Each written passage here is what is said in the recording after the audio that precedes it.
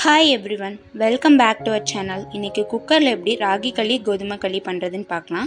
10 மினிட்ஸ்லேயே பண்ணிடலாம். ரெண்டுக்குமே வேறு வேறு ப்ரொபோர்ஷன்ஸாக இருக்கும். ஸோ வீடியோ ஃபுல்லாக ஸ்கிப் பண்ணாமல் பாருங்கள், அப்போ தான் செய்யும்போது ஈஸியாக இருக்கும்.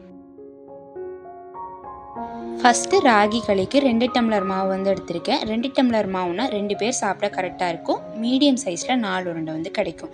தேவையான அளவு உப்பு சேர்த்துட்டு நல்லா விஸ்கு வச்சு கலந்து விட்டுடலாம். 2 டம்ளர் ராகி மாவுக்கு 2.5 டம்ளர் தண்ணி கரெக்டாக இருக்கும். நீங்கள் எந்த கப்பில் மாவு எடுத்தீங்களோ அதே கப்பில் தண்ணி அளந்துக்கோங்க. அப்போ தான் நம்மளுக்கு ராகி களி சாஃப்டாக கிடைக்கும்.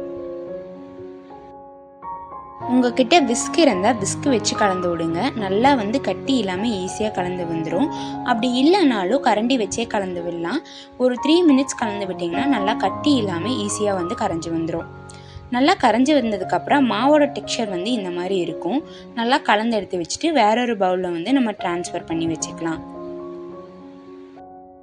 நெக்ஸ்ட்டு கேஸ் ஸ்டவ்வில் வச்சுட்டு லோ ஃப்ளேமில் ஒரு 3 மினிட்ஸ் நல்லா மிக்ஸ் பண்ணி கொடுத்துட்டே இருந்தோம்னாலே கன்சிஸ்டன்சி நல்லா மாறி வர ஆரம்பிச்சிடும்.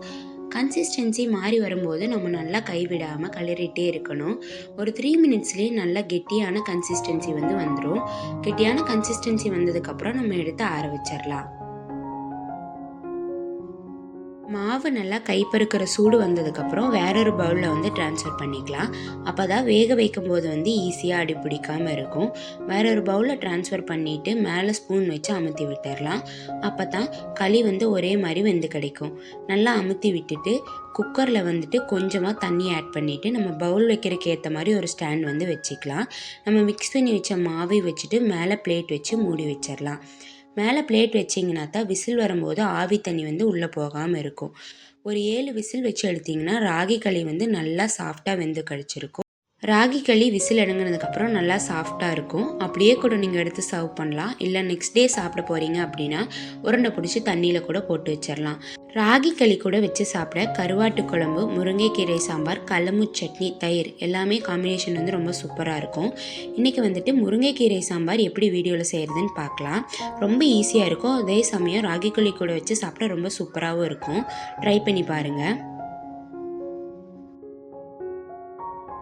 முருங்கைக்கீரை சாம்பாருக்கு ஒரு 20 சின்ன வெங்காயத்தை சின்னதாக கட் பண்ணி எடுத்து வச்சுக்கலாம். நெக்ஸ்ட் ஒரு பவுலில் 1.5 டம்ளர் பருப்பு எடுத்துகிட்டு நல்லா வாஷ் பண்ணிவிட்டு குக்கரில் ஆட் பண்ணி கொஞ்சமாக விளக்கெண்ணெய் ஆட் பண்ணிட்டீங்கன்னா பருப்பு ஈஸியாக வந்துடும். பருப்பை 4 விசில் வச்சு எடுத்து வச்சுக்கலாம்.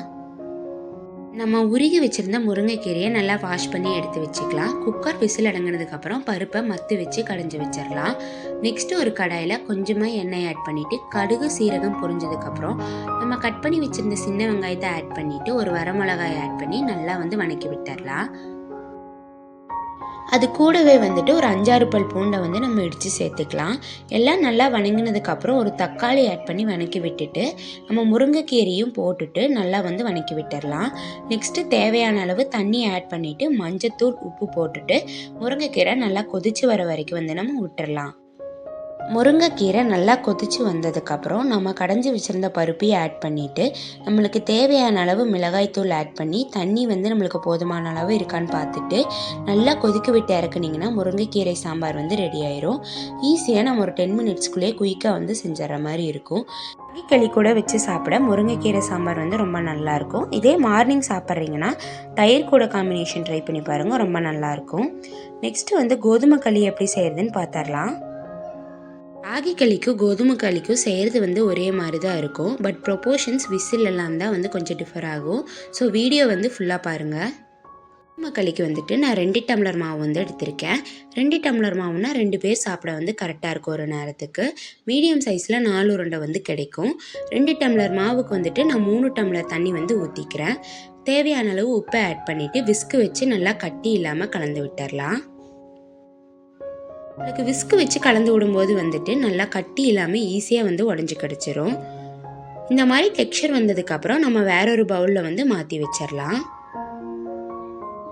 நம்ம மாற்றின பாத்திரத்தை வந்து கேஸ் ஸ்டவ்வில் லோ ஃப்ளேமில் வச்சுட்டு ஒரு 3 மினிட்ஸ் வந்துட்டு லோ ஃப்ளேம்லேயே நல்லா கைவிடாமல் கிளக்கிட்டே இருந்தீங்கன்னா மாவோட கன்சிஸ்டன்சி வந்து நல்லா மாறி வர ஆரம்பிச்சிரும்.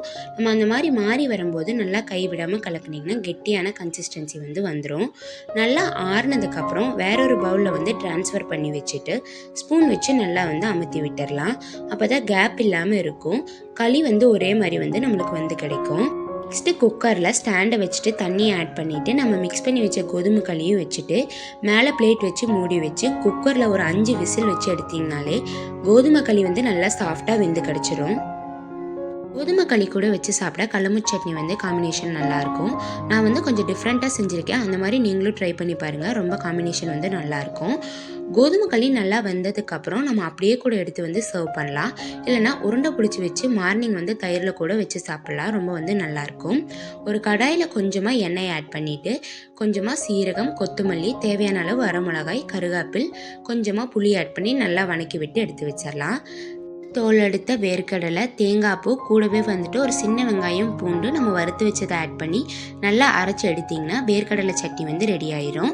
இது வந்து கோதுமை களி கூட வச்சு சாப்பிட நல்லாயிருக்கும். இந்த வீடியோ பிடிச்சிருந்தா மறக்காமல் சப்ஸ்கிரைப் பண்ணிடுங்க. இந்த மாதிரி மோர் வீடியோஸ் வந்து நம்ம சேனலில் அப்லோட் ஆகும்.